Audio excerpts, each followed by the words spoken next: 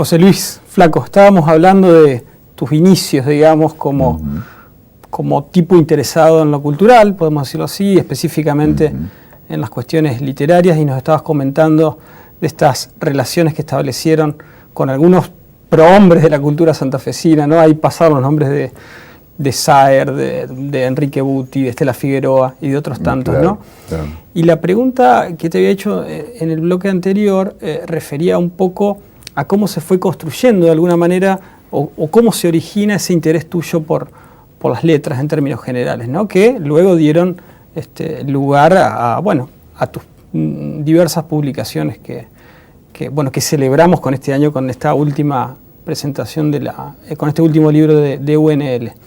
Entonces me decías que se habían formado como varios grupos de acercamiento, de consulta, de lecturas, sí, de trabajo. No tenían ninguna organicidad, digamos, eran caóticos. Sí, más bien que nos encontrábamos siempre en la casa de fulano, de mengano, tomábamos unos mates y charlábamos. Reuniones, de buena tertulias. Literatura.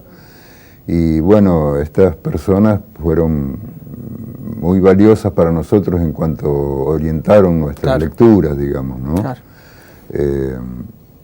Eso es algo, te pregunto, que se acostumbraba mucho en aquellos años y que crees que en los últimos años no existe como tal o ha tendido a desaparecer. Esta cosa de la conversación en un bar, en la casa de alguien, sobre libros, sobre cine, sobre teatro. ¿Cómo lo ves desde tu lugar? A decir verdad, yo no sé, no tengo noticias de que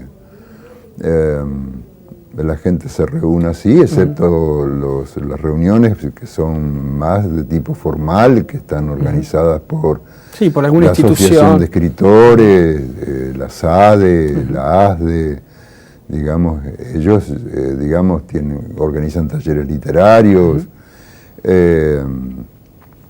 hacen reuniones, digamos, lecturas colectivas, digamos. Interesante, sí, claro. Y supongo que se establecen relaciones, vínculos así, digamos, de discípulo maestro, digamos, ¿no? Sí. Porque eso siempre ocurrió y seguirá ocurriendo, pero no conozco cómo funciona. Quiénes se entienden con quiénes, digamos.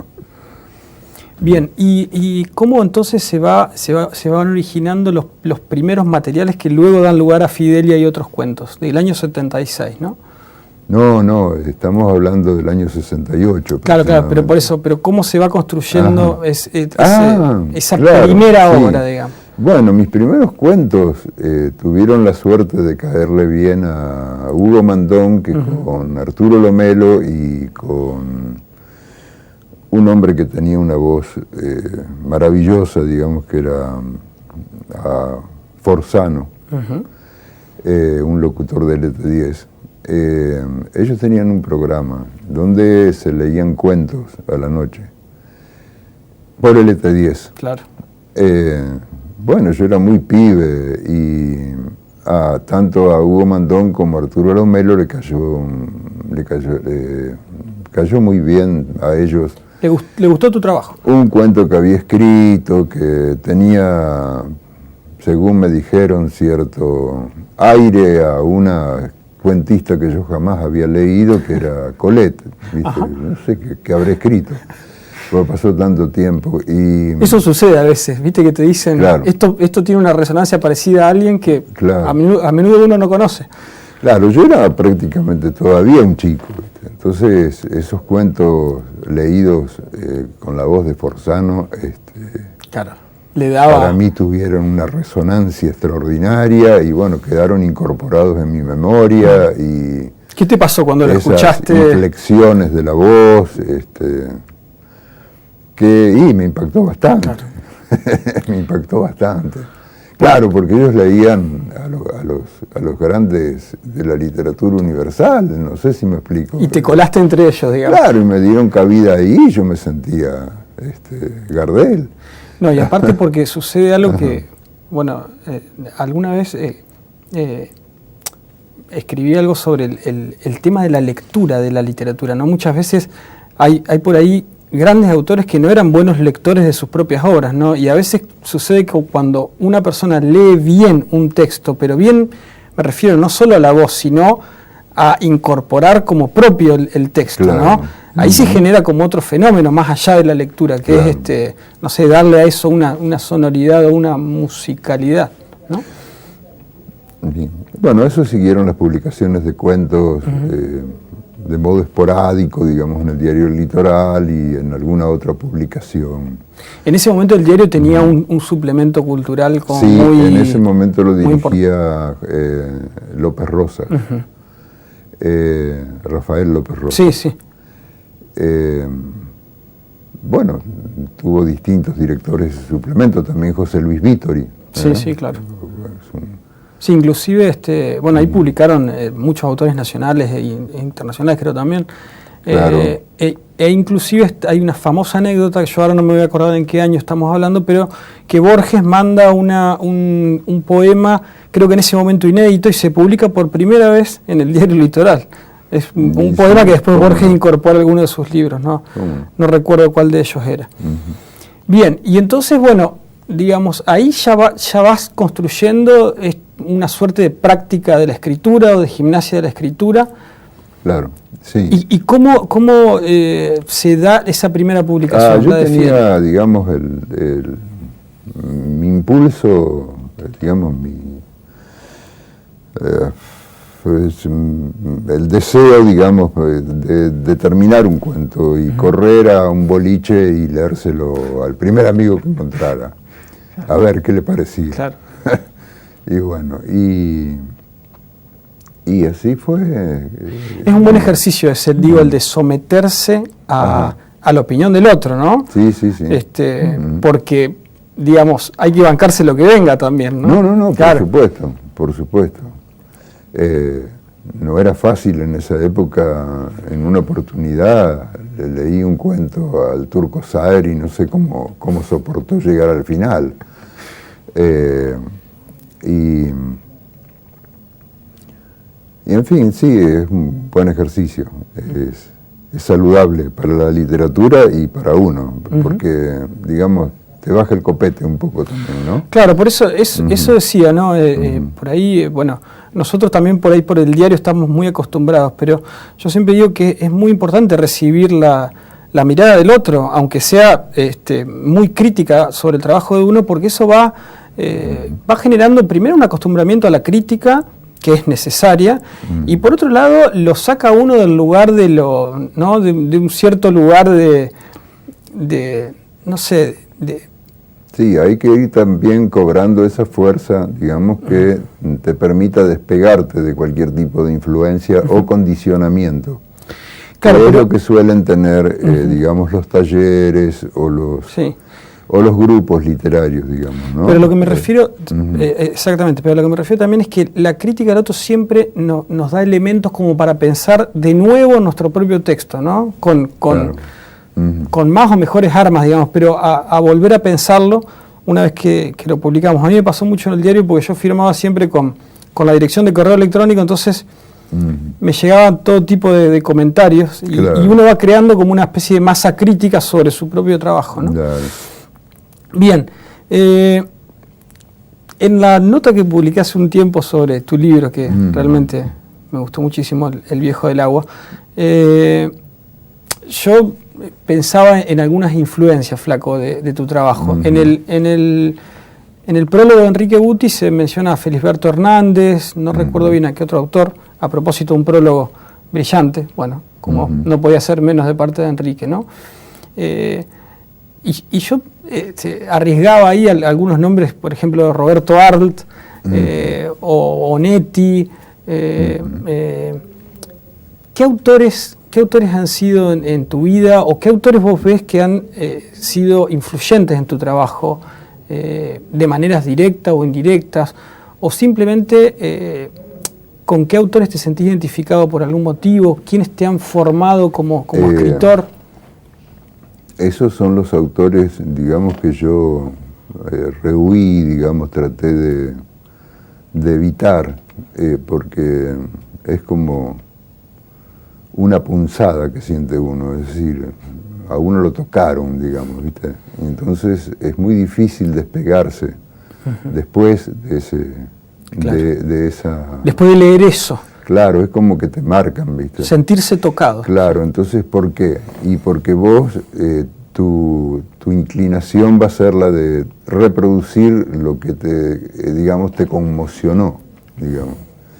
Bueno, esos autores a los que finalmente terminé leyendo, digamos, con el paso del tiempo, a medida que yo me iba afirmando, digamos, qué sé yo, en mi estilo, pongámosle, por decir algo. Una es, por ejemplo, Leonora Carrington, ¿sí? Es un personaje del surrealismo, es artista plástica, escultora, bueno, una larga carrera, falleció creo que cerca de los 100 años, no hace tanto tiempo. Era una de las sacerdotisas, digamos, del surrealismo en París, digamos, pero ella terminó viviendo en México, porque ese era su lugar de residencia, digamos, era ese.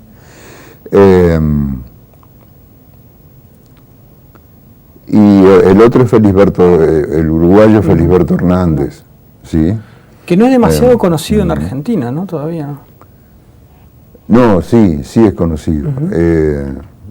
Por supuesto no está...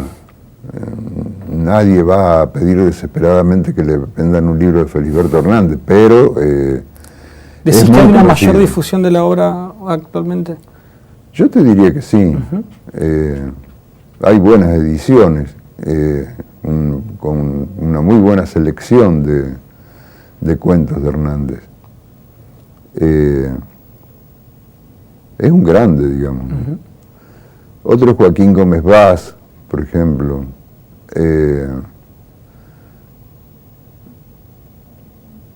No Borges, no Roberto Arlt, no Mujica Lainez, no Quiroga.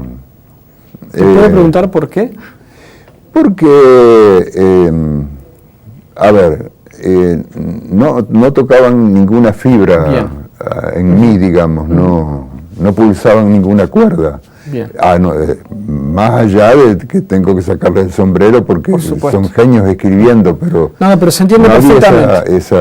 No tocaron como los otros autores esa fibra interna o claro, que exactamente, exactamente. Entonces, claro, es decir, yo, viste, que a mí me interesa lo fundacional de todas las literaturas, digamos, me interesa el mío Cid, me interesa Cervantes, me interesa Shakespeare, me interesa Chaucer, me interesa Tolstoy, digamos. Los clásicos, digamos, o algunos clásicos. Todos los clásicos. Y después de eso, yo sigo en línea, digamos, probablemente a raíz de mi contacto con la gente de la generación de Adverbio, digamos, que era el grupo del viejo don Luis Gudiño Kramer, ¿sí?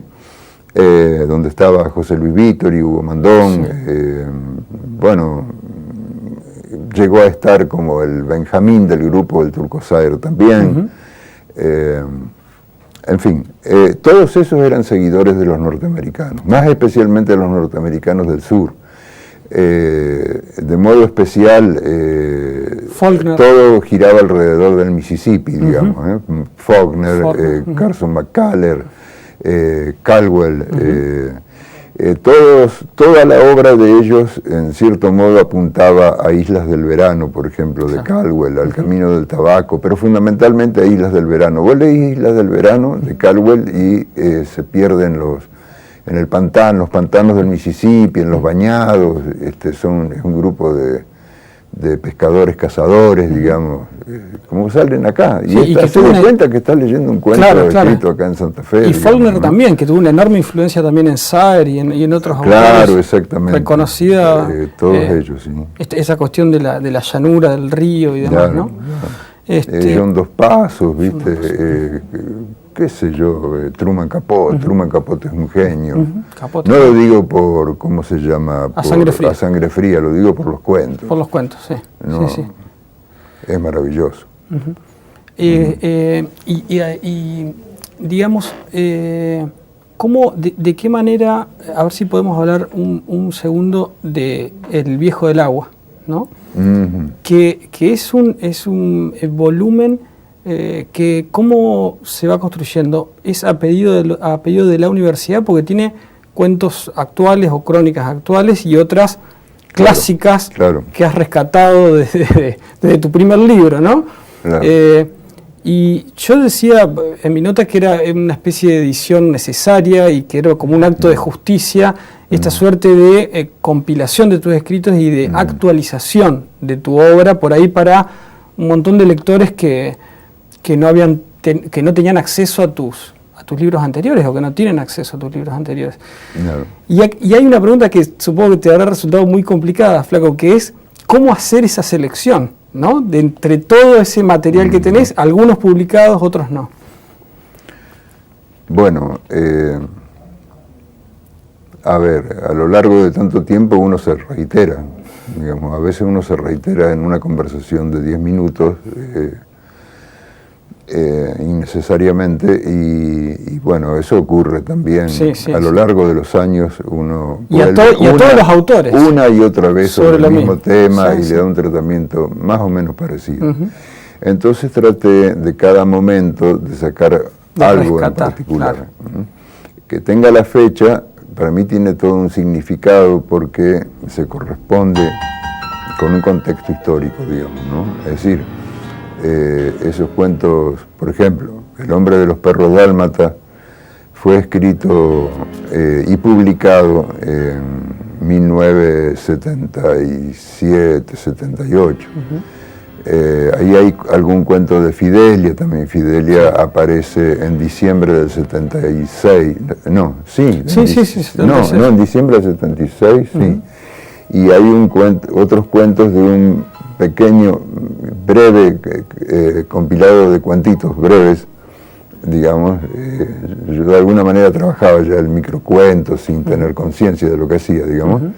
De ahí sale uno de los cuentos que está acá, que eso sale en marzo del 76, ¿sí?